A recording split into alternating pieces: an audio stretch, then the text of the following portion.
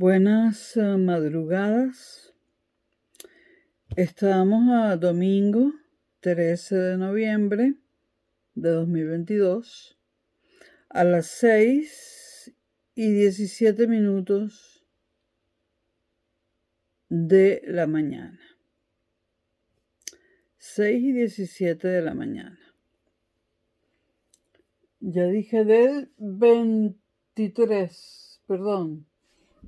13 de noviembre de 2022 en la ciudad de Madrid, España. La hora que acabo de dar es la hora española, coincidente con la hora de Bruselas.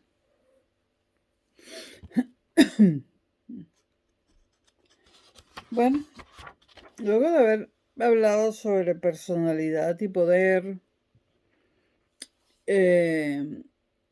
dos cosas que están que guardan una relación importante: personalidad de los líderes políticos, por supuesto, y poder, el poder que han detentado. Después de hablar de eso en el video anterior, vamos a empezar con uno de los líderes, para bien o para mal, todos. En todos diré lo mismo, para bien o para mal, imprescindibles, fundamentales del siglo XX, que explican el siglo XX y los años por venir. En primer lugar, estos son videos para el canal de historia, aunque también los estoy colgando en Clea Forever para aquellos que me siguen desde aquella época del canal 2009 Clea, que comenzó en 2009 y en 2019 fue cerrado y borrado por la censura de YouTube, es decir, de Google. Duró 10 años y ahora estuve un tiempo tranquila y ya hace un par de años, creo yo, pues tengo canales diferenciados por temas, etc. Entonces, yo les pido, antes de seguir adelante, que se suscriban a este canal. Este video, este es el último de tema histórico-político que voy a colocar de tema histórico-político, pero donde la política se toca, porque estamos hablando de historia. Los temas de política como opiniones personales y tal siguen en Clea Forever, que es la prolongación, digamos, natural de aquel canal llamado 2009 Clea, de aquel mítico canal. Entonces, este es el último video histórico que pongo en ambos canales. Los que quieran seguir escuchando estos videos y estén en Clea Forever, por favor, suscríbanse en este canal y pongan la campanita para saber cuando hay un nuevo video.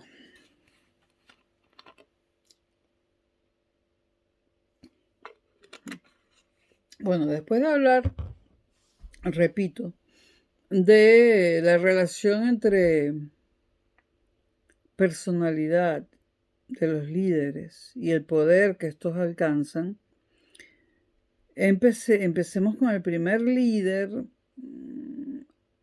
Quedarán muchos líderes fuera porque el siglo XX pues ha sido profuso en líderes, buenos o malos.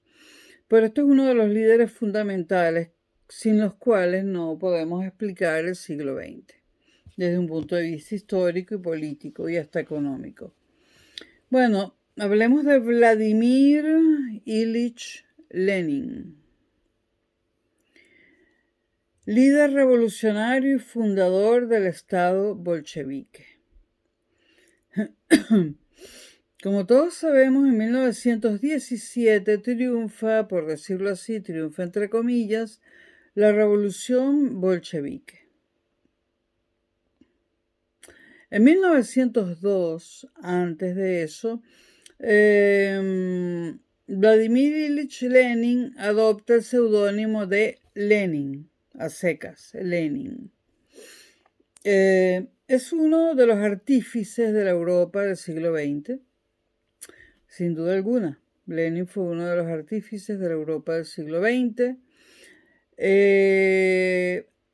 aunque la fuerza motriz más dinámica de la naciente revolución rusa fue sin duda, o la encarnó sin duda, León Trotsky, calificado por historiadores y demás como genio revolucionario.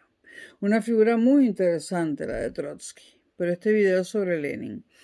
Lenin falleció en enero de 1924, sin haber permanecido más de 6 años en el poder, 6, con el añadido de que en los últimos 15 meses de su vida estuvo en gran medida incapacitado a causa de una serie de infartos cerebrales.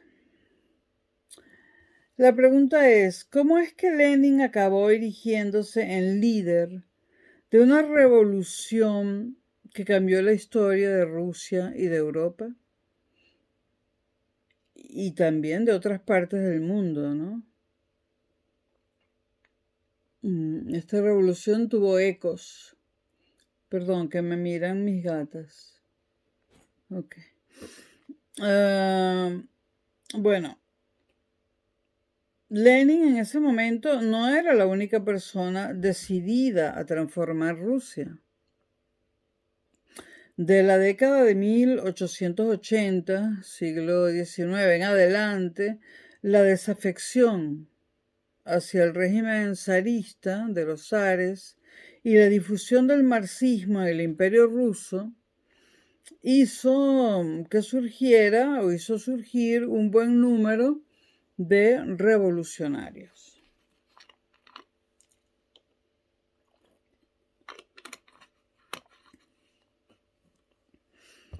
Abundantes facciones y grupos políticos de carácter subversivo surgían por todas partes a lo largo y ancho de Rusia. Por lo tanto, ¿qué tenía de especial Lenin? Después de la revolución estalló una despiadada guerra civil. ¿Cómo Lenin logró dejar un legado tan hondo y duradero? Vamos a tratar de esbozar algunas respuestas a esa pregunta.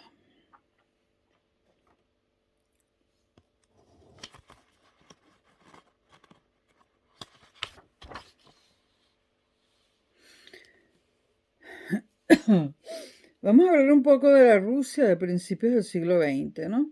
Las huelgas, manifestaciones, motines por el precio del pan y de los alimentos básicos constituían el telón de fondo de las indignadas exigencias de paz. ¿Por qué había exigencias de paz e indignadas? Porque Rusia estaba sumida dentro de la Primera Guerra Mundial. Y los crecientes movimientos de denuncia del comportamiento del zar. Ambas cosas, la guerra, es decir, la falta de paz, y los comportamientos del zar, provocaron huelgas, motines y manifestaciones. La revolución estalló en febrero de ese año y Lenin se encontraba exiliado en Suiza. Estamos hablando de 1917, pero en el otoño de 1905, como saben, se había producido un efímero intento de revolución debido a la humillante derrota de la guerra ruso-japonesa, lo cual provocó una gran irritación interna dentro de Rusia. La opresión estatal, sumada a la implantación cosmética de un gobierno representativo. No había ningún gobierno representativo, era el poder absoluto del zar, por supuesto, pero lo maquillaron como si fuera un gobierno representativo. Pero esto, que era visible, que era una caricatura de un gobierno representativo, sumado a la opresión estatal, cercenó el peor peligro que se había cernido sobre el régimen hasta entonces, sobre el régimen zarista. El poder de la autocracia zarista permaneció intacto, sin embargo, pero el malestar no se había disipado, solamente contenido.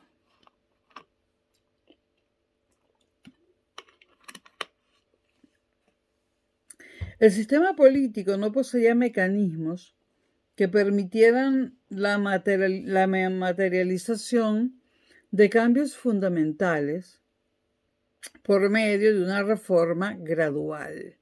Estaba cerrado el camino a la reforma gradual, pues el zar ejercía el poder de un modo absoluto. La sociedad civil se hallaba muy debilitada, y hablar de sociedad civil en la Rusia de principios del 20 ya es audacia, ¿no? Ya es muy audaz. Su sociedad civil estaba muy debilitada y las leyes carecían de una base independiente. Además, la violencia se había constituido en un mal cotidiano. ¿Por qué será que me recuerda a cierto país?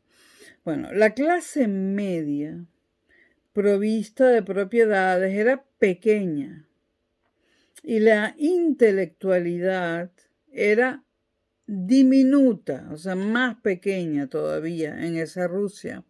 Aunque diminuta, se encontraba totalmente radicalizada la intelectualidad hacia extremos desproporcionados, como consecuencia de la opresión estatal y la divulgación de las ideas revolucionarias.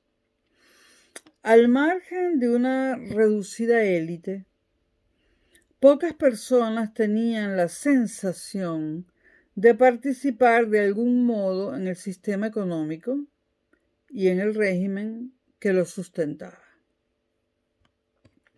Más del 80% de la población del país, más del 80% de la población del país de extensión tan inmensa, recuerden que la extensión de Rusia es mayor que la de toda Europa, pues más del 80% de la población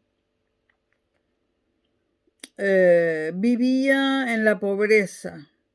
La pobreza se extendía tanto como la geografía rusa. Y esta pobreza la consumía a la población rusa.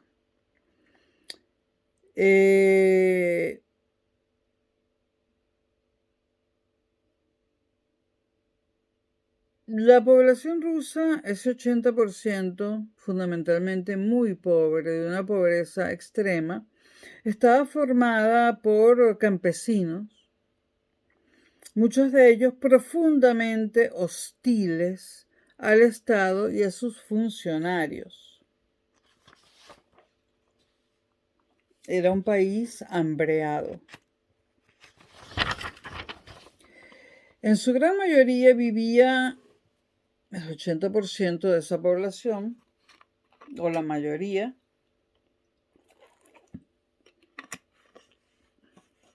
en condiciones primitivas, en comunidades aldeanas, en aldeas, y en situación de grave dependencia económica respecto a los terratenientes. En las grandes ciudades industriales, cuyas dimensiones habían aumentado de manera espectacular en las 2 décadas anteriores, el proletariado, empobrecido y pisoteado, carecía de medios para corregir los agravios que que se le hacía padecer. Entonces tenemos a los campesinos en el campo, en los medios rurales, en una situación de extrema pobreza, y tenemos un proletariado en situación similar en las grandes ciudades industriales.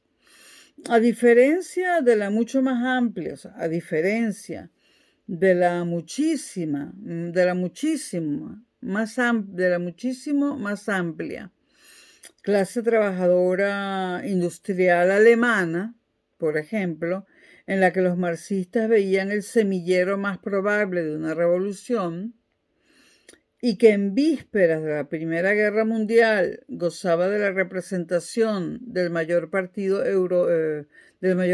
obrero de Europa, el proletariado urbano ruso no tenía participación en la sociedad rusa, ni estructuras políticas para alterar esa desposesión, excepto la revolución. Esto los dejaba expuestos a la movilización revolucionaria si se daban las condiciones adecuadas.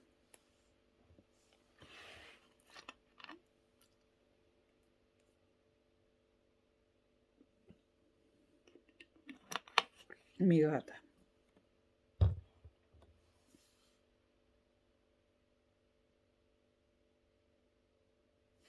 Bueno.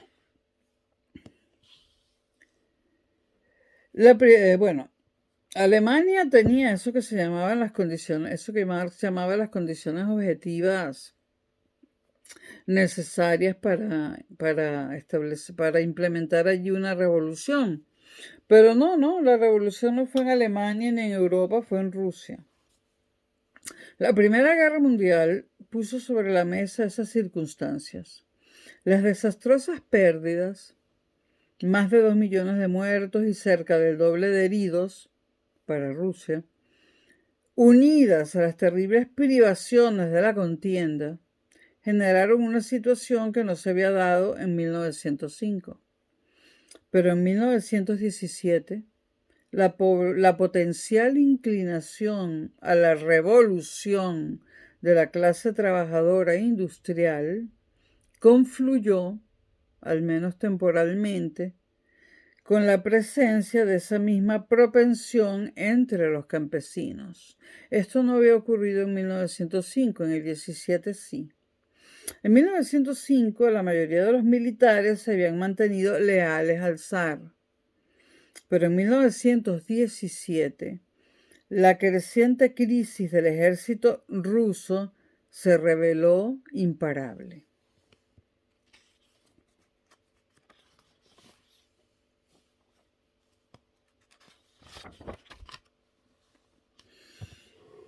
El derrotismo, las deserciones y la desmoralización hacía que la gente exigiera la paz con creciente vehemencia. Y a la crispación se añadía el turbión de rabia que naturalmente atribuía al zar y al régimen que encabezaba la responsabilidad del desastre bélico. La absoluta desafección a Nicolás II de los soldados que padecían en el frente acabó aliándose con las iras revolucionarias que ascendía entre obreros y campesinos. Toda la situación ponía en grave peligro al régimen zarista. En cualquier caso, había grandes probabilidades de que se produjera al menos un nuevo conato de revolución similar al de 1905.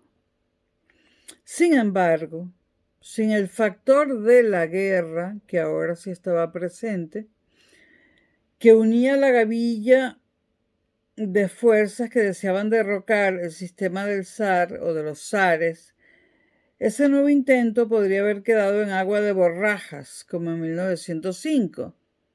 Repito, sin el factor de la guerra, La revolución del 17 hubiera quedado en nada, como en 1905, pero en el 17 Rusia estaba en guerra, y en una guerra desastrosa para Rusia. Por lo tanto, era probable o había la posibilidad de que la revolución o el conato revolucionario de 1917 tuviera un mayor alcance que el de 1905. Pero había otra diferencia fundamental entre 1905 y 17. Para que una revolución prospere es preciso aunar liderazgo y organización. Esto no lo había en 1905. La revolución de 1905 había carecido de un guía capaz y tampoco había contado con organización. En cambio, en la de 1917 estaba Lenin y su partido bolchevique. Pequeño, pero marcado por un compromiso implacable y unas bases estrechamente unidas. Ahora la confluencia entre un levantamiento revolucionario y un líder competente, susceptible de orientarlo, no era necesariamente inevitable. Es decir, esta vez podría la revolución cuajar, por decirlo de esta forma. De hecho, dependía de una contingencia altamente improbable, pero improbable no quiere decir imposible. Y esta contingencia altamente improbable, además, escapaba del control de Lenin. Sin esta contingencia, el rumbo de la Revolución Rusa hubiese sido incuestionablemente diferente. De todas las intervinientes, esta era la más directa y clara condición de posibilidad.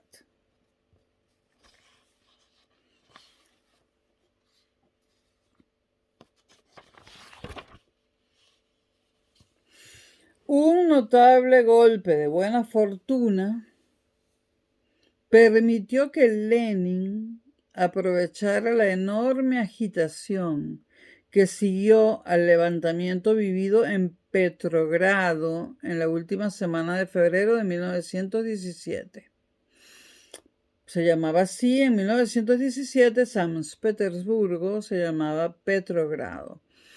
Repito, un golpe de buena fortuna, de buena suerte, permitió que Lenin pudiera aprovechar la agitación que se formó después del levantamiento vivido en San Petersburgo, Petrogrado, en la última semana de febrero de 1917.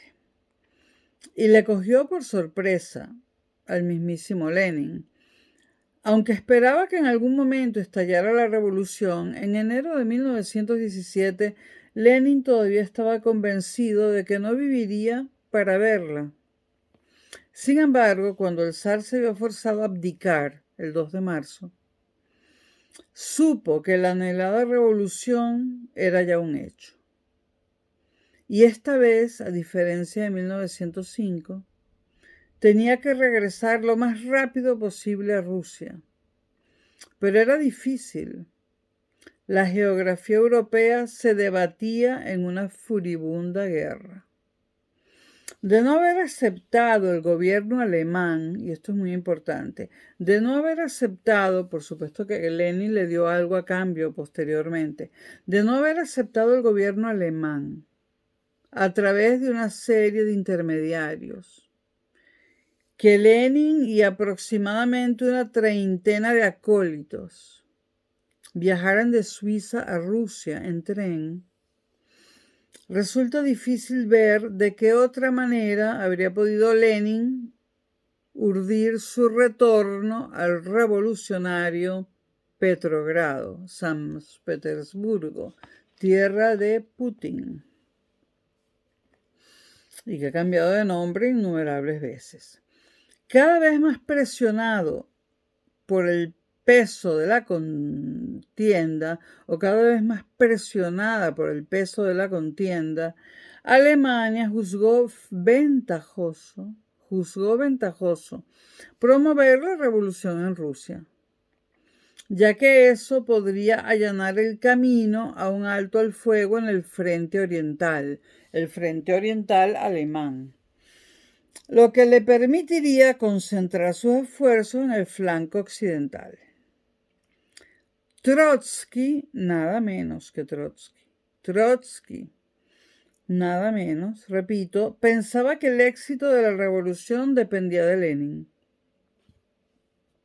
Las opiniones de Trotsky eran importantes, acertaba.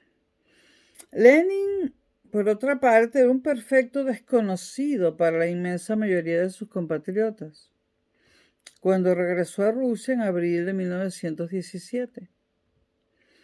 Muy pocos obreros rusos conocían su nombre. Llevaba una década viviendo en el exilio, principalmente en la Europa occidental.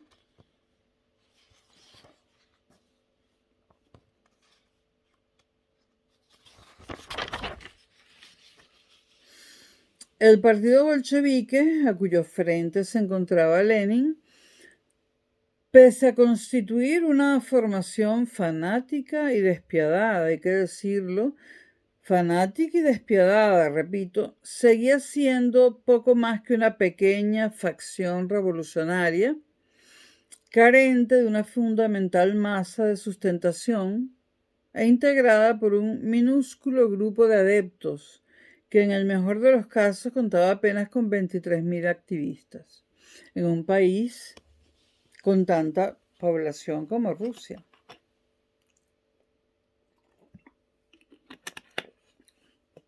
Pero también hay que decirlo, en un país sin tradición de partidos políticos. La determinante agudeza política de Lenin desempeñó un papel decisivo en la extraordinaria transformación de ese núcleo inicial del partido bolchevique en un partido en rápida extensión que en pocos meses se encontró ejerciendo el poder del Estado. Ni los seguidores del Partido Social Revolucionario, ni los mencheviques, que eran las dos facciones rivales más importantes, contaban con un dirigente capaz de igualar sus brillantes dotes de organización, las brillantes dotes de organización que poseía Lenin. El partido menchevique no tenía una ideología distinta al bolchevique. Menchevique y bolchevique, en lo que se diferenciaban esos dos partidos, era solamente en el número de simpatizantes y en el líder que tenían al frente, pero realmente la ideología era la misma.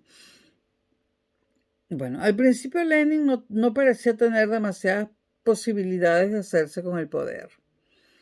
La Revolución de Febrero había derrocado al zar y llevado a la creación de un gobierno provisional cuyo objetivo consistía en sentar las bases para la introducción de un amplio abanico de libertades sociales y el establecimiento de una gobernación constitucional. Esas ilusiones de ese gobierno provisional no pasaron de ser una ilusión. ¿Qué era lo que ellos querían? Bueno, hoy en día diríamos que lo que pretendían era una forma de socialdemocracia, ¿no? Las iniciativas tendentes a poner fin a la guerra europea, habrían gozado del respaldo popular y habrían permitido ganar tiempo. Ese gobierno temporal que surge después del derrocamiento del zar no escucha, a pesar de que era una demanda, la principal demanda del pueblo ruso era la paz, salirse de la Primera Guerra Mundial, salir de eso. Sin embargo, el gobierno provisional que sucede al derrocamiento del zar no le da importancia o no mide bien la importancia de esa demanda popular. Por lo tanto, el gobierno provisional hace lo peor que podría haber hecho, lanza una nueva ofensiva militar totalmente desastrosa. Esto desacreditó a sus autores y echó más leña al fuego de la pira revolucionaria. Es decir, la socialdemocracia perdía adeptos y los ganaba la revolución. Esto pasó en otro país recientemente, lejos de Rusia. Lenin no regresó a Petrogrado, San Petersburgo, hasta la noche del 3 de abril. Primera vez que ponía el pie en su propio país en una década. Y pocas semanas después volvía a marcharse. El 6 de julio se vio obligado a ocultarse para evitar su detención. 3 días más tarde cruzó, disfrazado, la frontera y huyó a Finlandia. Todo parecía indicar que estaba acabado, pero en realidad apenas había comenzado. Continuará, por supuesto, este video serán 2 o 3 videos sobre Lenin y continuarán, por supuesto, ¿no? Porque todavía Lenin tiene, ¿cuántos? 6 añitos más de vida, más o menos, ¿no? Y 6 años muy, muy importantes a nivel histórico. Bueno, espero no haberlos agobiado demasiado. Yo estoy muerta de sueño. Voy a colgar esto en el canal de historia. Les pido que se suscriban. Y bueno, a diferencia quizás del video anterior, en este video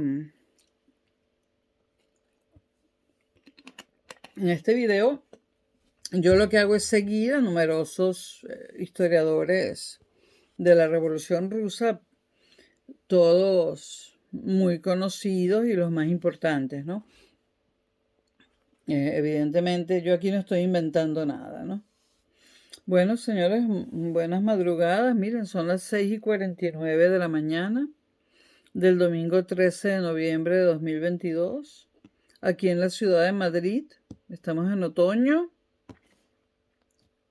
Pórtense bien, los quiero mucho y nos seguimos viendo. Suscríbanse al canal, porfa, suscríbanse. Gracias, chao.